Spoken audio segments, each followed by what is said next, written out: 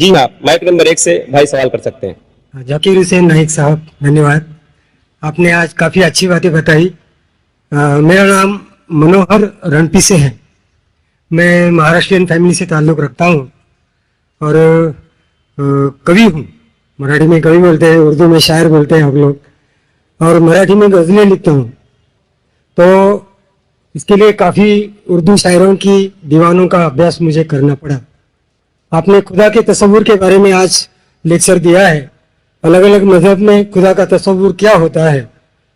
تو آپ کے مسلم کمیونٹی میں کافی شاعر ہے جن کا رتبہ بہت بڑا ہے، تو میں یہ پوچھنا چاہتا ہوں کہ اس میں صوفیزم کو ماننے والے کئی شاعر ہیں، جیسے امیر خسرو ہے، غالب ہے، وہ کہتے ہیں کہ ایک تو ہی تو ہے جہاں میں صنم، پھر یہ ہنگامہ ہے خدا کیا ہے۔ اس طریقے سے خدا کا تصور کرنے والوں کو کیا آپ اسلام قبول کرنے والے مانتے ہیں کیا، مسلمان مانتے ہیں کیا؟ یہ مجھے بتائیے ذرا۔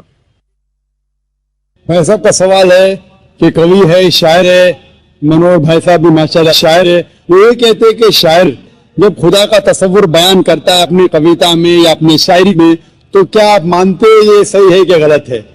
جو بھی کوی، جو بھی شاعر خدا کا تصور بیان کرتا ہے اپنی شاعری میں یا اپنی کویتا میں، اگر وہ قرآن کے مطابق ہے، اللہ کے رسول کے مطابق ہے، تو وہ صحیح کوی ہے، صحیح کویتا ہے، صحیح شعر ہے۔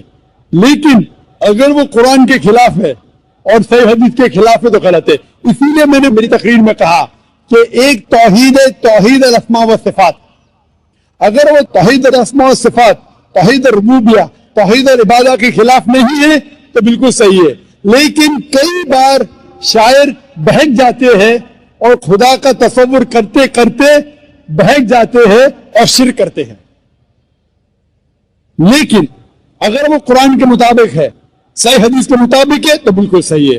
اور جتنے بھی شاعر، میں تو شاعر نہیں ہوں، میں اردو دان ہوں، میں فارسی جانتا ہوں، لیکن جتنے بھی شاعر ہیں، سب سے بہترین شاعر جس نے اللہ سبحانہ و تعالیٰ کے بارے میں کہا اور اسلام کا پیغام بیان کیا ہے، وہ علامہ اقبال۔ اسی لیے کل ایک نشست تھی، شکوہ جواب شکوہ، جو علامہ اقبال کا تھا ماشاءاللہ۔ اس نے شکوہ کیا اللہ سے، کس طریقے سے انسان شکوہ کرتا ہے۔ کافی لوگ نے فتویٰ لگایا کہ وہ کافر ہے۔ بعد میں انہوں نے جواب دیا، شکوہ کا جواب دیا۔ جواب اتنا بہترین تھا ماشاءاللہ کہ اللہ نے ان کے کلام میں توفیق دی ماشاءاللہ۔ لیکن جو بھی کوی، جو بھی شاعر کوئی بھی شاعری کرتا ہے، کویتا لکھتا ہے، قرآن اور صحیح حدیث کے مطابق ہے، وہ صحیح ہے۔ اگر اس کے خلاف ہے، چاہے کوئی بھی مذہب کا ہو، تو وہ غلط ہے۔ Hope that answers the question.